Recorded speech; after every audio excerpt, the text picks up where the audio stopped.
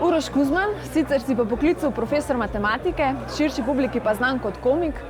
Kako si začel ta del kariere, kateri projekti so ti do sedaj bili najljubši, pa kaj si želiš na tem področju še ustvarjati v prihodnosti?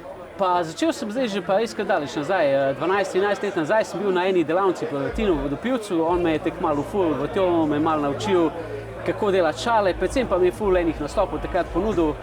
Spoznal sem tistem obdobju tudi Perico Jerkoviča, Pižamo, te komike, ki so bili že tako 5 let pred mano.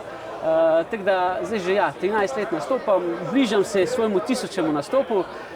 Če pa bi mogel izpostaviti kakšno stvar, ko mi res pri srcu, je pa definitivno bil to moj roast, ko se je zgodil v Velenju, v kulturnem domu, pa predstava Profesor Kuzman mlajši, ker je bila tudi v Velenju večkrat odigrana, pa publika je zelo dobro sprejela. Kaj pa za 1000 nastop, lahko pričakujemo kaj posebnega? To je zelo težko vprašanje, nekaj razmišljam o tem. Imam še 50 nastopov do takrat, tako da še imam nekaj časa, da razmislim, ampak ja, definitivno, mogoče pa res nekaj naredimo posebnega. Se tvoje teme dosti spreminjajo z recimo leti, izkušnjami, a moraš kdaj fejst premisliti, kako črn bo humor oziroma koliko osebno se boš lotil kakšne osebe? Ja, pač jaz bi rekel, da moj material piše predvsem moje življenje, tisto, kar se meni trenutno dogaja, ali pa kontekst nastopov, kjer nastopam. Kadarkoli sem v Velenju, rad tudi kaj velenjskega dodam, kadarkoli govorim bolj za družinsko publiko, neke družinske srečanja, se lotim tega. Črn humor pa predvsem prešparam, kadar imam tako publiko kot danes, da so bolj mladi, študenti, taki pač odprte glave in da vem, da so ljudje prišli tudi po to. A pa imaš kako foro, icebreaker, ko zapali, če smo v zadregi? Ja, ponovadi je, če mi ljudem ful dobro izgledaš, pa se ponovadi kar sami nasmejijo.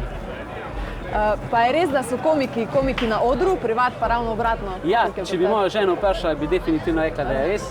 Tako da ona je najtežja publika. Če pa njej šala ne gre skozi, to še ne pomeni, da na odru ne bo šla. Jaz tudi si mislim, da sem tak. Pač, ker jaz imam itak to dvojno življenje, še v službi sem matematik, profesor, tukaj sem malo bolj sproščen, tako da malo je te dvojnosti, pa tudi to je neko tako doživetje, nekaj ful fajnega, kar delaš in jasno, da ne more biti vsak dan tak, kot pa je stati na odru, kot ti ljudje ploskajo, pa se ti smejijo. Pa tvoj najljubši komik?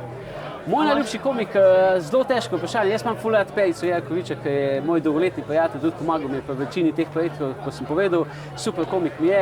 Drugače pa se pravi, imam rad vse slovenske komike, pa tudi XU, se mi zdi, da se zdaj tako lepo povezuje, pa da je to ena taka lepa scena, ko se razvija. Super, evo, to je to. Hvala. Ni panike.